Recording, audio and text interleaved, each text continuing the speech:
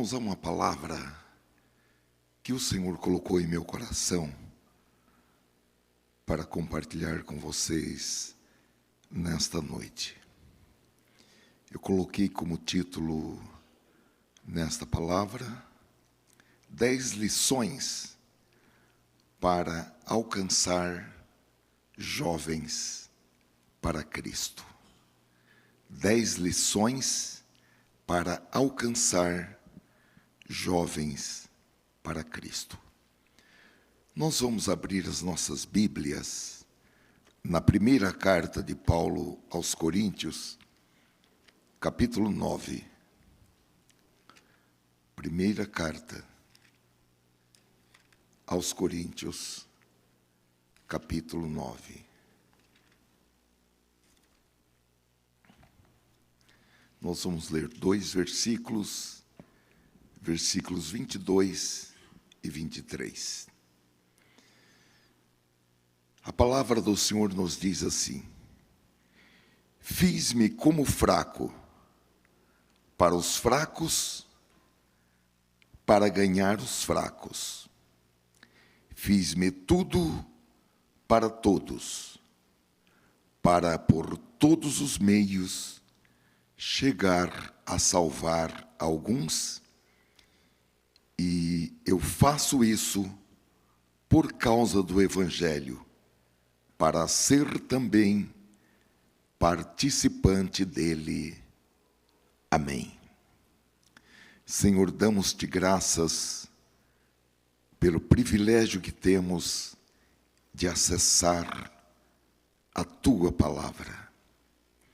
Te louvamos pelas vidas que investiram para que a tua palavra tivesse acesso a nós nesta noite.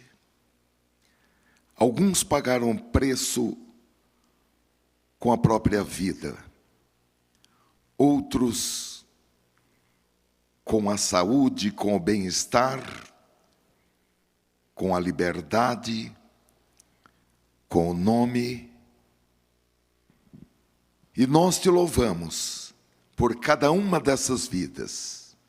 E queremos na eternidade conhecer esses santos e santas para saudá-los pelo que fizeram.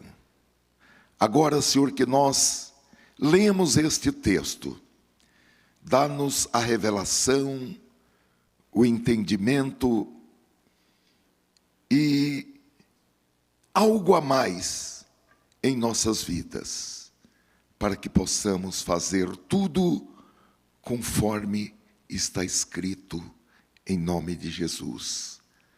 Amém.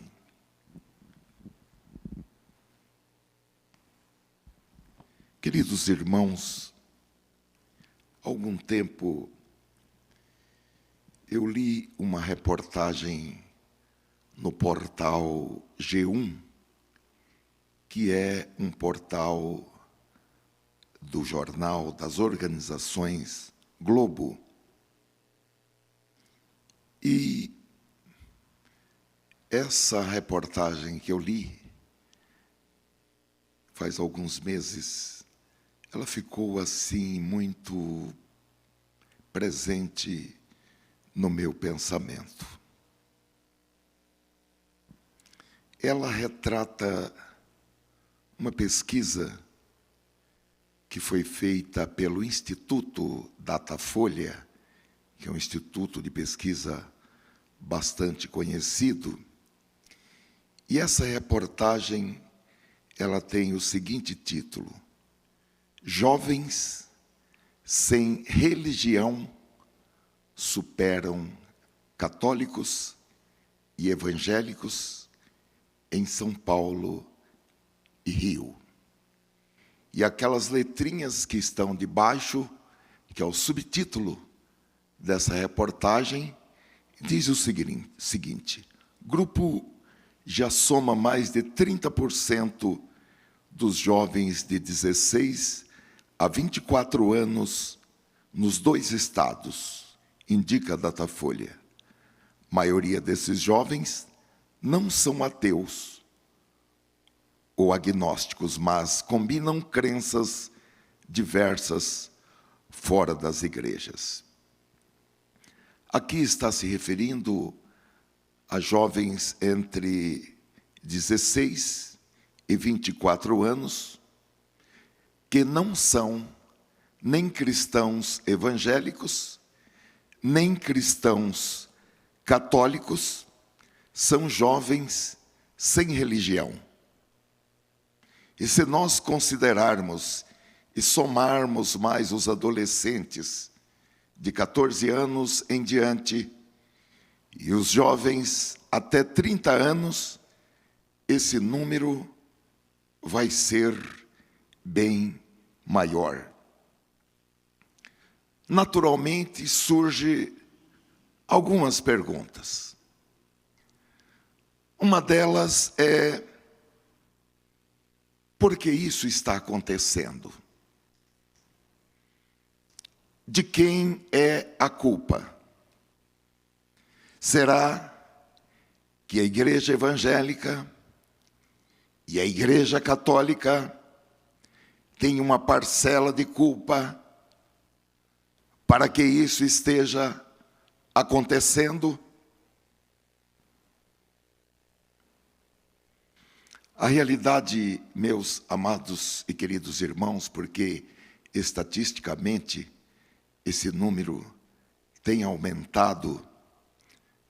No censo de 2005, eu fui verificar hoje, depois no censo de 2010, nas projeções de 2015, esse número tem aumentado. A realidade é que a juventude, os adolescentes e até as crianças estão enfrentando momentos sombrios com todas as mudanças que estão acontecendo na sociedade. Muitos jovens e adolescentes lutam contra a solidão.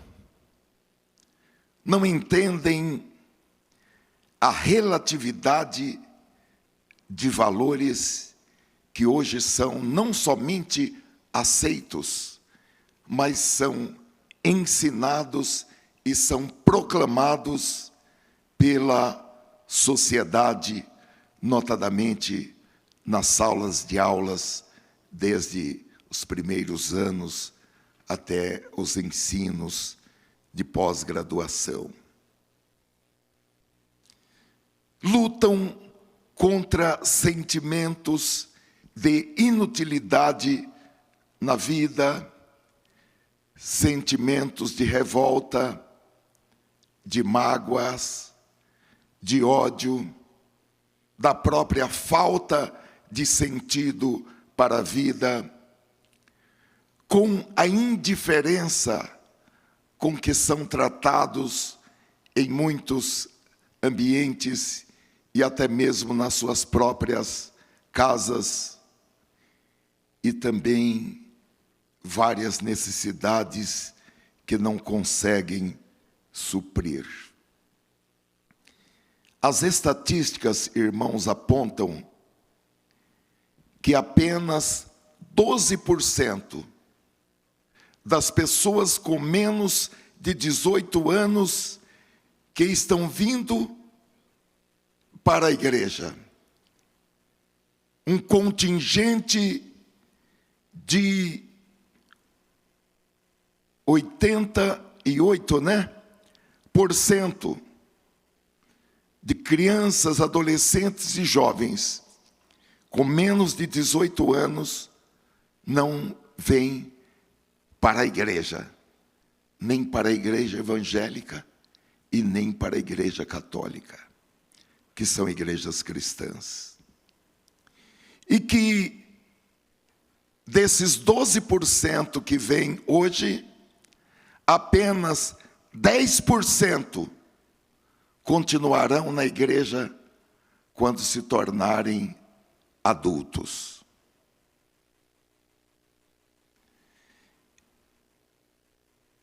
Eu confesso para os irmãos que eu fico preocupado, porque algumas das nossas congregações não têm jovens. Não tem jovens. Nós precisamos ficar preocupados com isso. Nós precisamos ficar acordados, porque isso está acontecendo. Nós precisamos entrar em depressão, ficar deprimidos, porque isso está acontecendo. Agora, o que é que nós podemos fazer para mudar esse quadro? Ou, o que é que nós temos que deixar de fazer para mudar esse quadro? Nós temos que descobrir por que as pessoas acham a igreja chata. Nós temos que descobrir por que crianças não querem ir para a igreja, adolescentes não querem ir para a igreja. Nós temos que descobrir por que jovens, depois que fazem 18 anos, falam: agora o Senhor não manda mais em mim.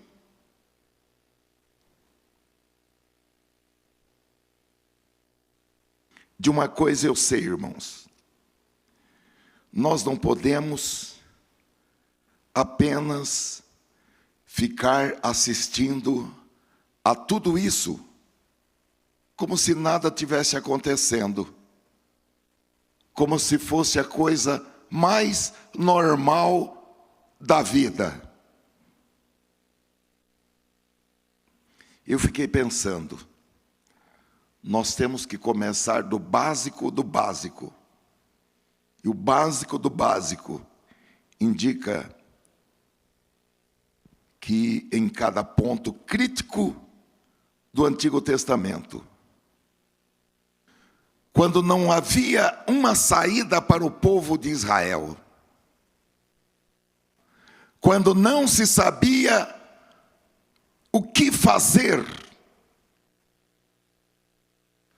em todos os casos, nós vemos um chamado para a nação de Israel para a oração e o jejum. Eu penso, irmãos, para que São Paulo e o Brasil, para que experimentem o avivamento profetizado em Joel capítulo 2 e versículo 28. E vossos filhos e vossas filhas profetizarão, e os vossos jovens terão visões. O normal é eu voltar para a minha casa nesta noite e encontrar lá na minha casa o meu filho profetizando. Isso é o normal. Você voltar para a sua casa e encontrar o seu filho e o seu neto profetizando, porque está escrito aqui: vossos filhos estão profetizando, vossos filhos estão tendo visões. Porque está escrito aqui que eu volto para minha casa e vou encontrar os meus filhos profetizando e os meus netos tendo visões.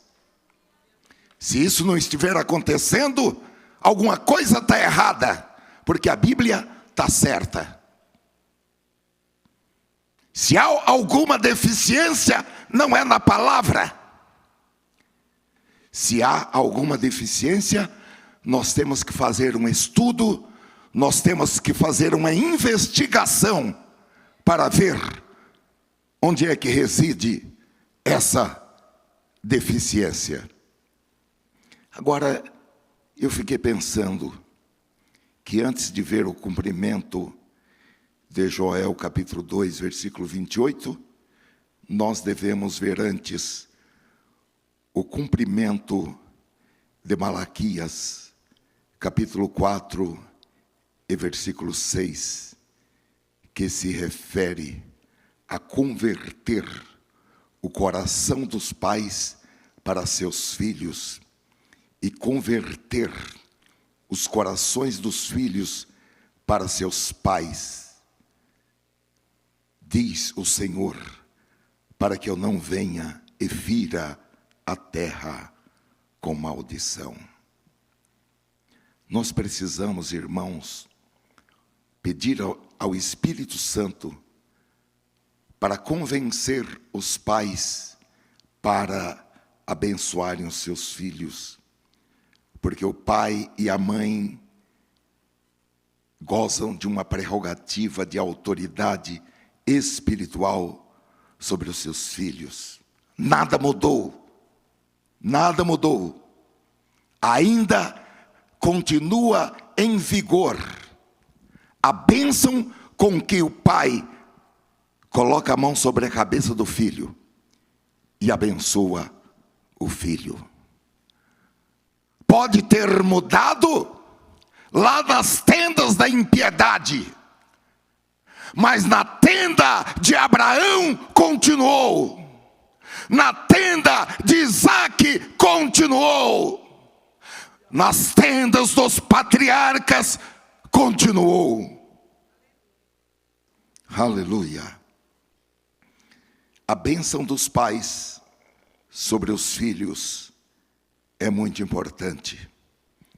Os pais devem abençoar os seus filhos. Glória a Deus. Pois, irmãos, leiam a história da mãe de John Wesley. E nós vamos ter um entendimento um pouquinho avançado da importância da mãe abençoar o seu filho, do pai abençoar o seu filho. Assim como também, irmãos, em um sentido diametralmente oposto, uma maldição pronunciada sobre um filho pega. Porque um demônio cata aquela palavra, se apropria daquela palavra e vai fazer tudo o que for possível para que aquela maldição que numa hora de ira foi proferida pelo pai contra o filho ou contra a filha se torne uma realidade. É por isso que todos darão contas de toda palavra imbecil, frívola, que sair da boca. Quando você estiver muito irado, pega um esparadrapo e passa na boca, para não conseguir pronunciar palavra. É melhor pôr um esparadrapo na boca do que abrir a boca para pronunciar uma palavra imbecil. Uma maldição. Há um personagem no Antigo Testamento, irmãos, que nós podemos tomá-lo hoje como exemplo, que é Jó. A Bíblia diz que ele se levantava de madrugada e orava pelos seus filhos, mesmo sendo ele um homem com uma agenda cheia de compromissos. Ele se levantava de madrugada e oferecia holocausto, não um holocausto coletivo. Abençoa os meus filhos. Não. Essa não era a oração de Jó. Jó era inteligente para não orar dessa forma. Ele oferecia holocausto em cada um deles, ou melhor, a favor de cada um deles, ou em prol, ou em benefício de cada um deles. Eram 7 homens e 3 mulheres. Jó capítulo 1, versículo 4, diz que seus filhos faziam banquetes em casa de cada um no seu dia, ou seja, no dia do aniversário de cada um deles, eles comemoravam e faziam uma festa demorada, e enviavam e convidavam as suas 3 irmãs a comerem e beberem com eles. Sucedia, pois, que tendo decorrido o turno de dias de seus banquetes, enviava Jó e o santificava, e se levantava de madrugada e oferecia holocausto segundo o número de todos eles, porque dizia Jó: porventura pecaram meus filhos e blasfemaram de Deus no coração. Assim o fazia Jó continuamente. Eu grifei, irmãos, essa última frase: assim o fazia Jó continuamente, para chamar a atenção de que muitos pais oram por seus filhos e fazem isso durante algum tempo, mas quando chega os momentos de crise, deixam de fazê-lo. Jó, porém, o fazia continuamente. Meus irmãos, a nossa geração necessita com muita urgência de pais que perseverem na oração e no jejum, na intercessão por seus filhos. E isso serve como exemplo. Isso é mais forte do que fazer um sermão no culto doméstico. O exemplo. Os filhos precisam presenciar pais piedosos, pais que oram, pais que jejuam, pais que buscam ao Senhor, pais que clamam ao Senhor pelas suas vidas e fazem isso de maneira continuada. Isso deveria nos levar a algumas perguntas. Que tipo de pai temos sido, ou singularmente, que tipo de pai eu tenho sido?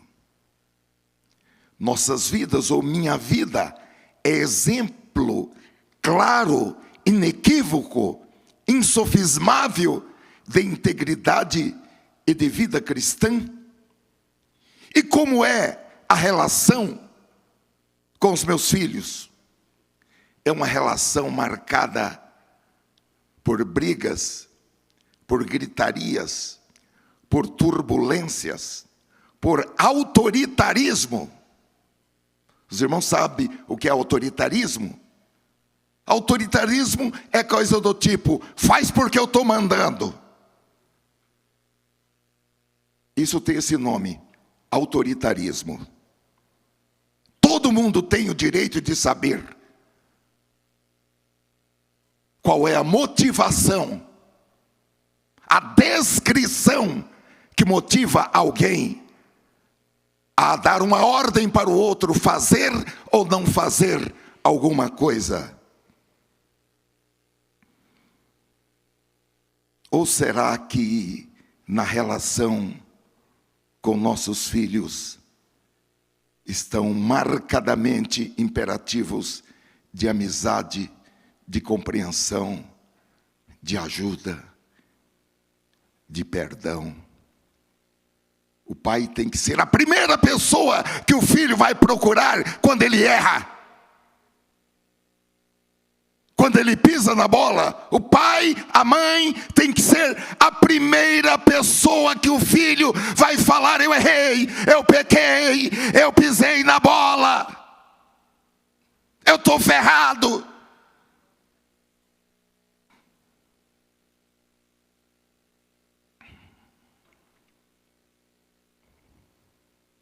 Queridos irmãos, eu fiz uma outra pergunta aqui. Será que nós temos tomado cuidado de sermos os responsáveis pela formação espiritual dos nossos filhos? Ou será que nós terceirizamos isso para a igreja? A Bíblia não manda professor de escola dominical, pastor, ensinar o caminho do Senhor para a criança. Manda o pai e a mãe. Isso não é terceirizado. A responsabilidade é do pai e da mãe. Tanto que a Bíblia diz que o filho desobediente é vergonha para a mãe. Não é para o pastor da igreja. Não é para o líder de adolescentes, o líder de jovens, o diácono, a professora da escolinha dominical. Não há essa terceirização. A formação espiritual da criança, o caminho da justiça, da integridade, da fé, é ensinado pelo pai e pela mãe, e não pelo professor da escola dominical. A intercessão por nossos filhos, ela é em horários selecionados com exclusividade. Para isso, é uma prioridade, é levado como um compromisso. Jó não orava pelos seus filhos na oração das 9, nem na oração das 3 da tarde, nem nas orações intermediárias de almoço e de jantar. Jó orava pelos seus filhos de madrugada. Ele se levantava de madrugada para orar pelos seus filhos. Eu acredito, irmãos, que são perguntas que nos ajudam a repensar e a fazer um realinhamento das nossas responsabilidades como líderes espirituais em nossas famílias. Bendito seja o nome do Senhor. Queridos irmãos, a nossa cidade, a cidade de São Paulo, tem algo em torno de 12,4 ou 12,3 ou 12,5, oscila as informações a respeito, milhões de habitantes. E quase 50% dessa população tem menos de 30 anos. Infelizmente, irmãos, se viverem até a idade adulta, muitos desses queridos jovens não aceitarão a Cristo e passarão a eternidade sem Deus. Essa é uma realidade muito triste, mas é uma realidade, a menos que esse quadro mude. Assim, irmãos, nós não podemos perder as ricas e grandes oportunidades que estão diante de nós para alcançar os jovens perdidos para Cristo. Agora, meus amados irmãos, eu falei que essa é uma geração que sofre de muita solidão, porque eles estão sozinhos em casa, e na maioria das vezes eles chegam em casa e já entram para o quarto e ficam trancados, sozinhos em seus quartos.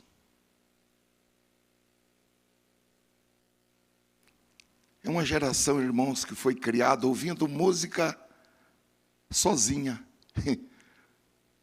desde o tempo do Walkman. Colocava o fone de ouvido.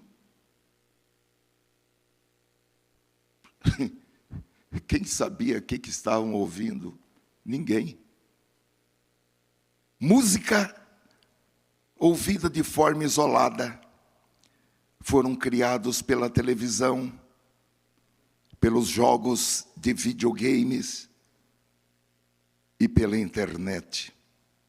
E meus amados irmãos, os especialistas, os estudiosos dizem que muito do que acontece sexualmente com adolescentes e com jovens não é sobre biologia ou sobre desejos propriamente ditos. É muito sobre intimidade para sentir-se perto de alguém, mesmo que seja por alguns minutos. Agora o apóstolo Paulo, ele dá um ensino muito eficaz sobre como alcançá-los para Cristo. No texto que ele escreveu, ele disse: fiz-me como fraco para os fracos, para ganhar os fracos. Fiz-me tudo para todos, para por todos os meios chegar a salvar alguns. 1 Coríntios capítulo 9, versículo 22 e 23.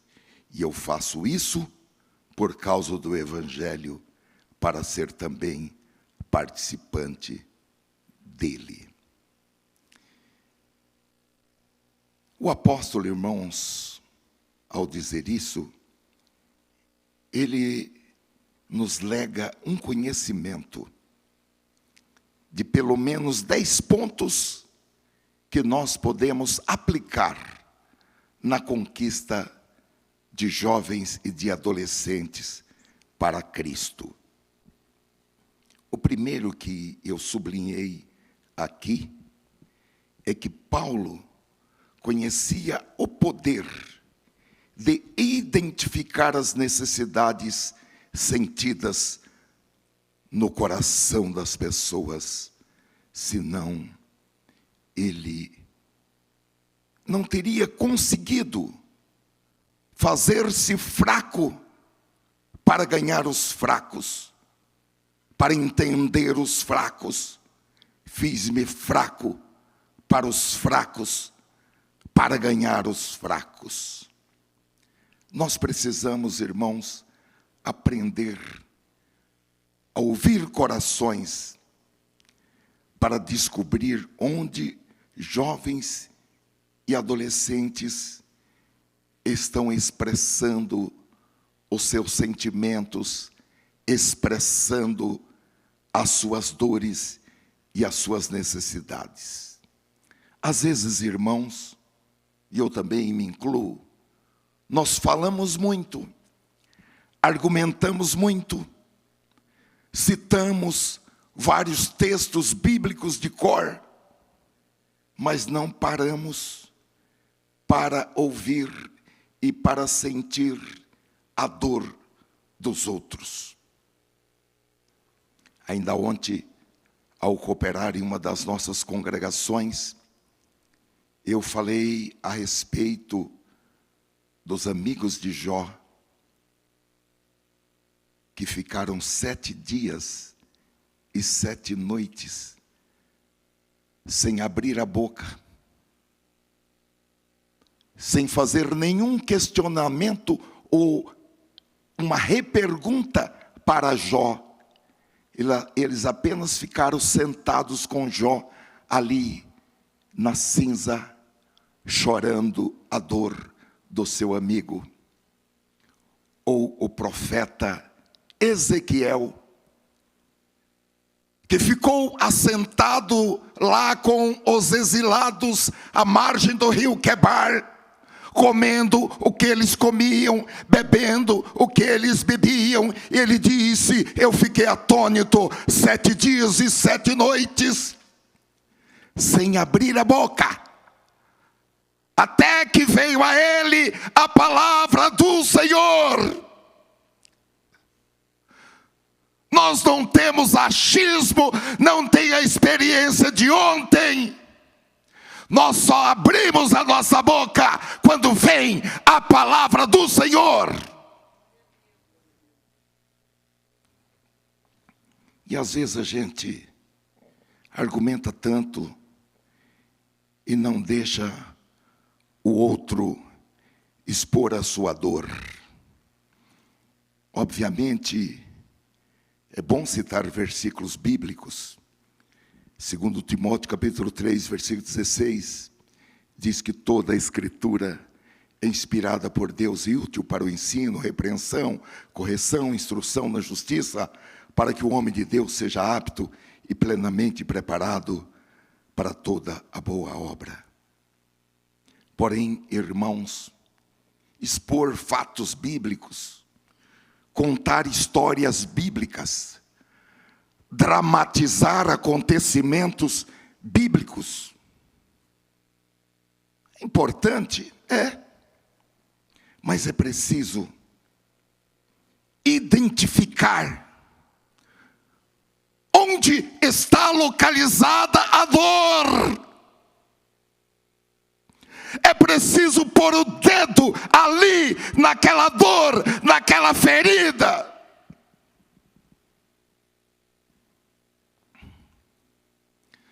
Nós temos que aprender, irmãos, a ouvir mais. Alguns dizem que é por isso que Deus nos deu 2 ouvidos e uma boca. Outros dizem que todo homem seja pronto para ouvir, tardio para falar, e mais ainda tardio para ficar bravo, nervoso, tecnicamente irado. Então, irmãos, nós precisamos ouvir mais, ter paciência, ser mais empático em nossos relacionamentos, para que nós possamos expressar compaixão,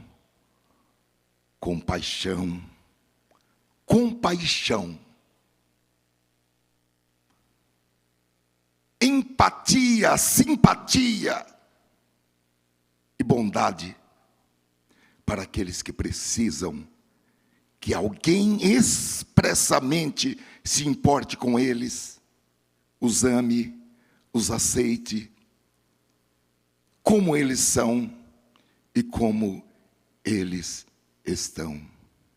Empatia, irmãos, é a capacidade de você se sentir no papel que a outra pessoa está, caso estivesse vivendo aquela mesma situação. Ou seja, é procurar sentir o que o outro está sentindo, a fim de tentar compreender os seus sentimentos, as suas motivações, as suas ações e as suas reações.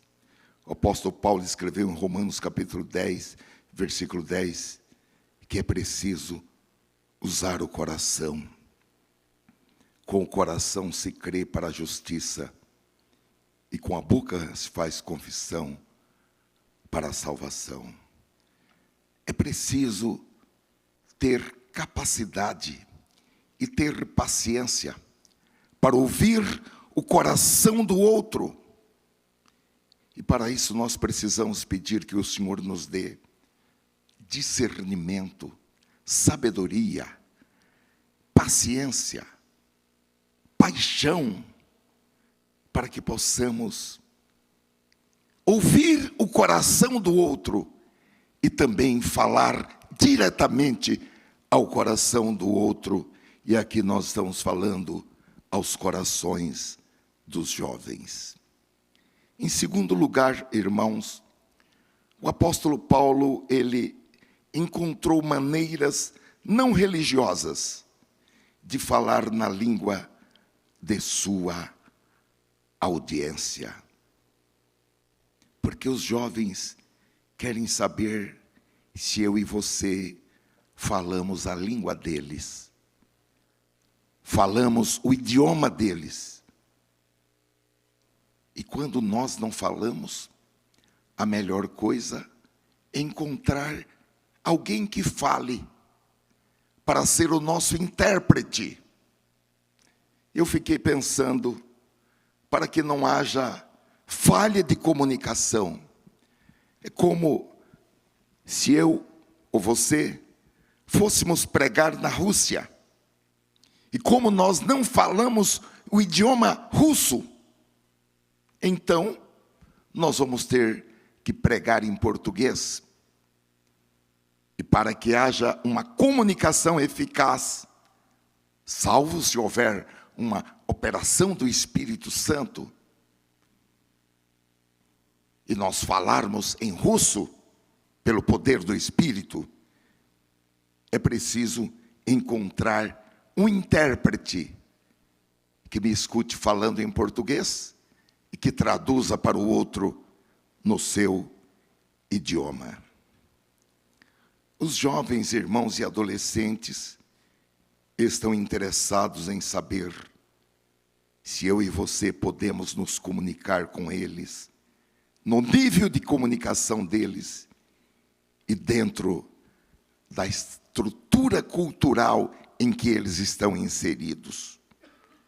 E para ter êxito nesse intento, é preciso uma dose de humildade e confiar que o Espírito Santo vai nos ajudar, notadamente nós, os obreiros de mais idade, a aprender com os jovens obreiros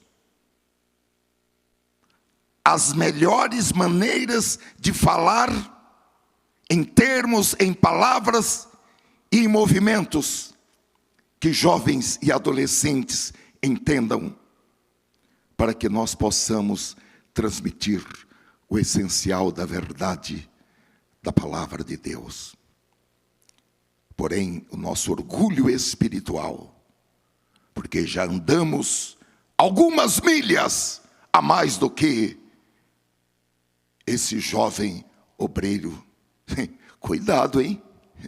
Quando Deus manda um menino para ajudar um velho profeta, o velho profeta tem que pôr as barbas de molho e perguntar por que Deus mandou esse menino Samuel vir aqui para me ajudar.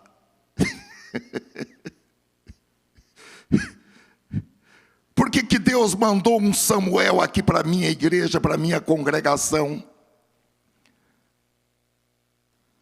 Por que Deus mandou essa menina aqui para o meu círculo de oração?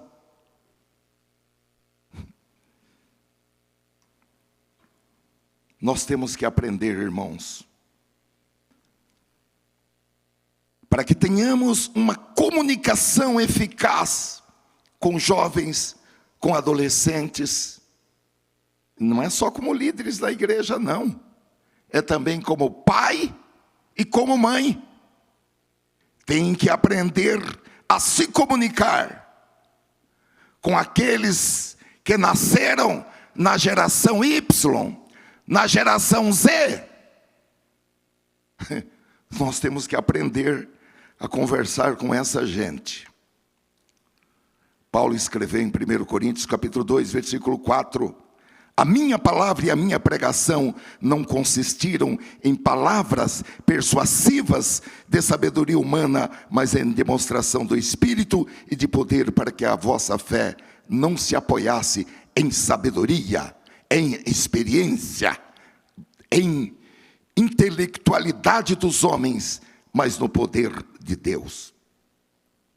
E eu vou dizer, você não precisa parecer um intelectual para se comunicar com jovens, com adolescentes e até com crianças.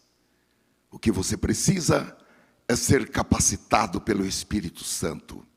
O que eu e você precisamos é ter uma palavra relevante para ser aplicada naquilo que está doendo aqui e agora, nas mentes e nos corações dos jovens.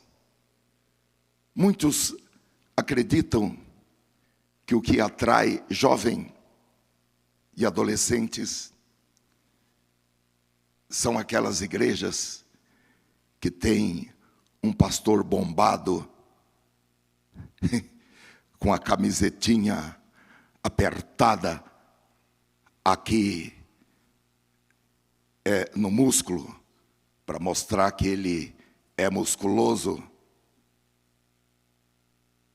Ou um pastor tatuado e com roupas da moda. Ou ter palcos que fazem inveja para os palcos do Rock in Rio. Olha, meus amados irmãos, não poucas igrejas têm investido tempo e dinheiro para se tornar uma igreja que falam cool, C-O-O-L, e despertar a atenção do jovem. Mas e se o jovem não estiver procurando isso?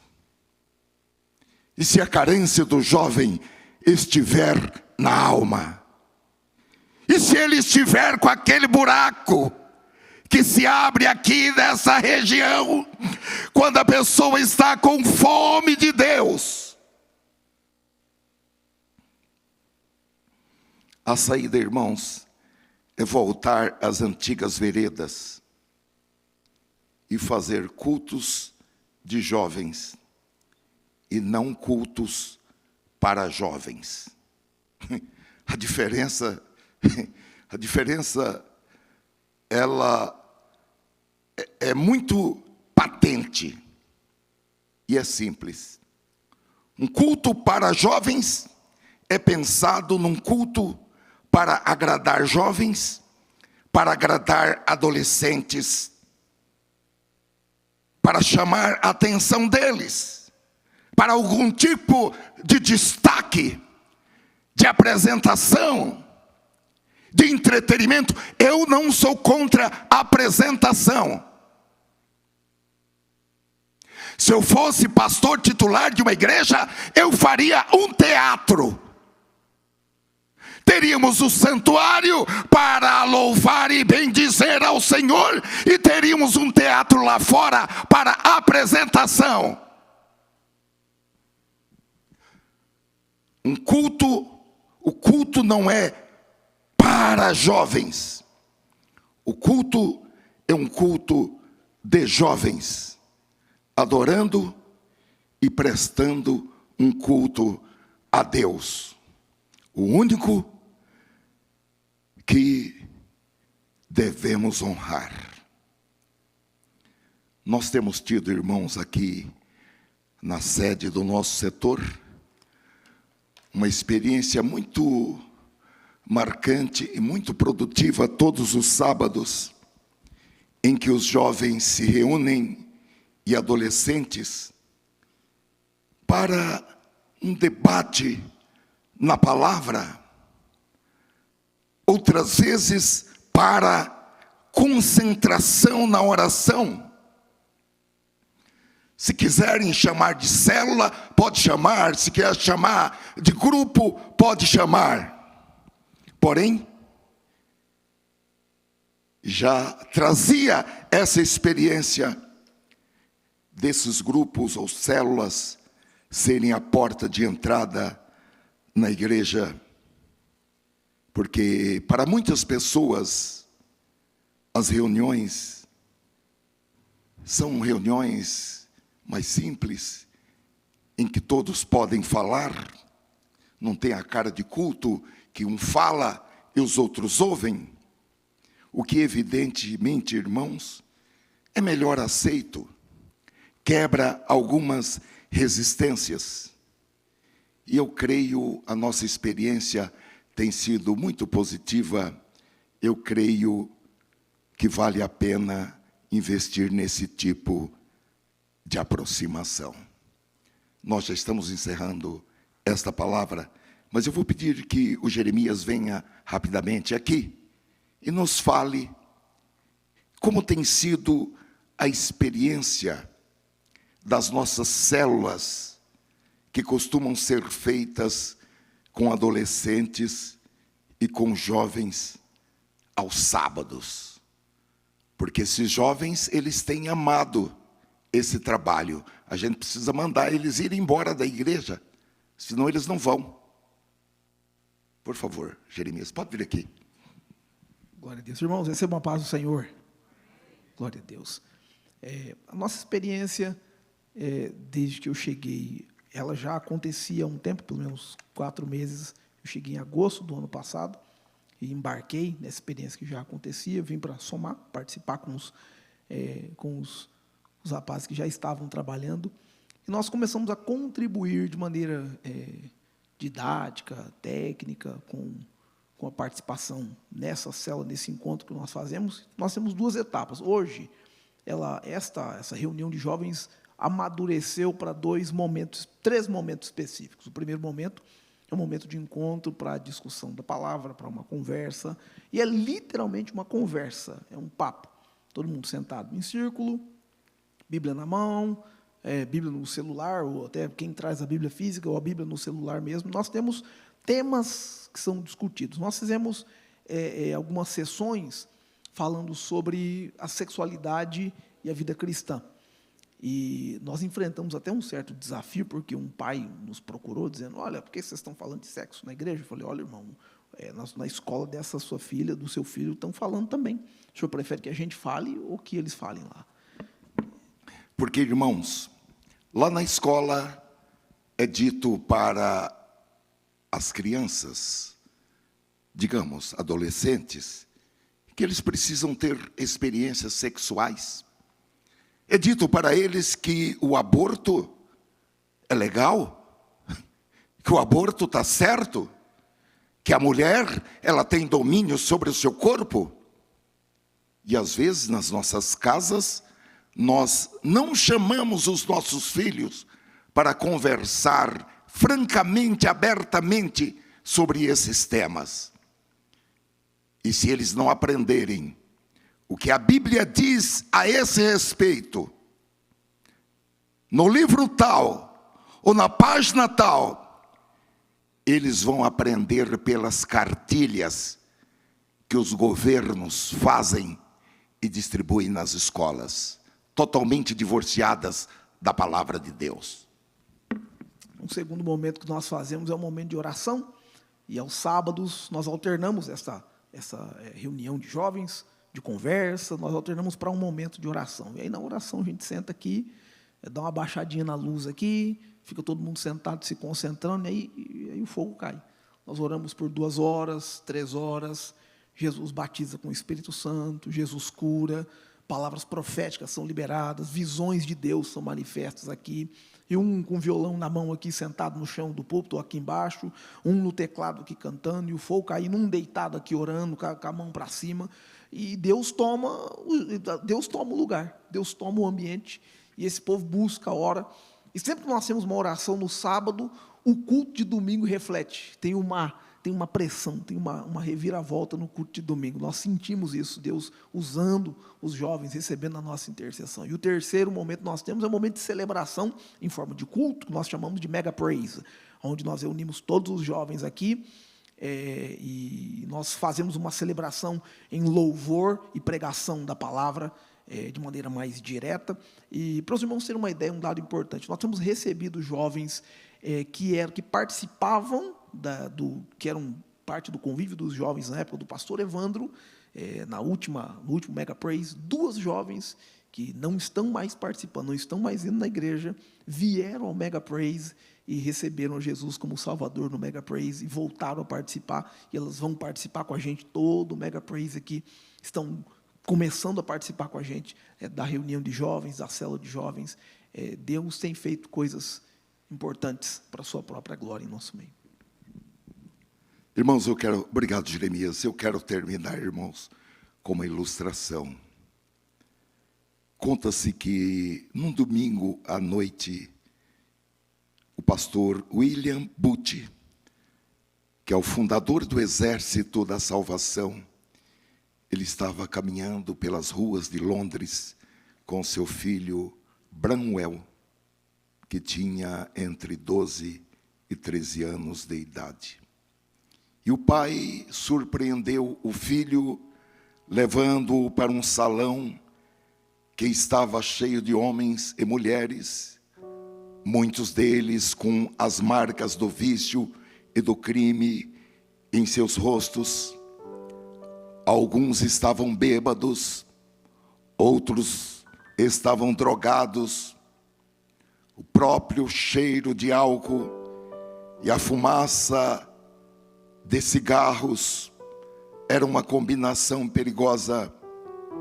E o pastor William Booth disse a seu filho: este é o seu povo, estas são as pessoas pelas quais eu tenho orado, e eu quero que você viva para elas e que você traga elas a Cristo. Anos depois, o filho do fundador do Exército da Salvação escreveu: a impressão daquele dia nunca mais me deixou. Meus queridos irmãos, vamos pedir que o Senhor nos abra os olhos para que a gente veja aquilo que está acontecendo ao nosso redor. Vamos pedir que o Senhor acelere as nossas mentes e os nossos corações, para que a gente ouça o que não ouvia e veja o que não via, e estejamos prontos para levar a palavra do Senhor, o amor de Deus, a graça do Senhor Jesus Cristo e a comunhão do Espírito Santo lá fora, onde os pecadores perdidos estão. Porque é lá fora. A gente prega aqui, mas aqui não é púlpito de pregação. Aqui é púlpito de ensino. Aqui é púlpito de treinamento. Aqui é púlpito de qualificação para a preparação de todos os crentes para a obra do ministério. A pregação é lá fora, onde os pecadores perdidos estão. Era lá que o coração de Paulo se incomodava. Não era quando ele ia na sinagoga, não. Podia até ter hipócritas lá na sinagoga, mas o coração dele se comovia, era lá fora.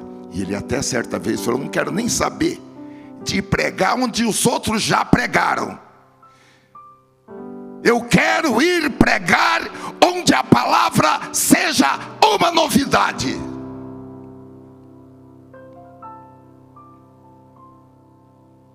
Eu um dia falei para os irmãos lá: eu vou largar o culto de vocês aqui, vocês podem ficar aqui fazendo culto, que eu vou pregar o evangelho lá fora onde os pecadores perdidos estão. Porque é lá, o nosso púlpito é lá. O nosso púlpito não é dentro das quatro paredes de uma igreja. E em nome de Jesus Cristo, nós vamos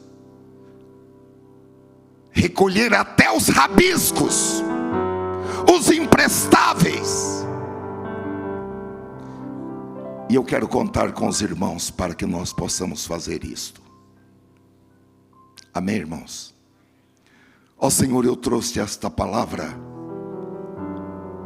que tem comovido o meu coração e que tem trazido uma certa angústia e uma certa depressão para a minha alma.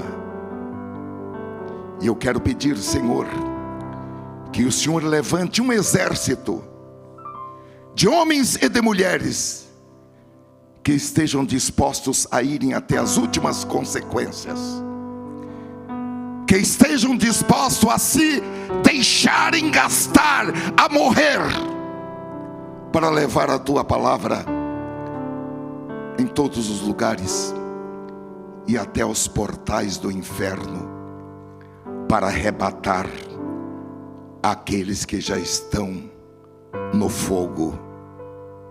E nós o podemos fazer, porque cremos que o Senhor nos dará saúde, nos dará graça, nos dará oportunidade, nos dará os recursos humanos para isso, nos dará os recursos financeiros para isso, nos dará poder e autoridade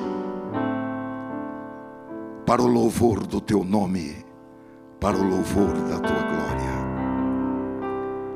Dá-nos, Senhor, este incômodo santo. Ajuda-nos, Senhor, a superar a nós mesmos, para que possamos, Senhor, empreender esse labor em prol do teu reino, em nome de Jesus Cristo. Amém. Graças a Deus.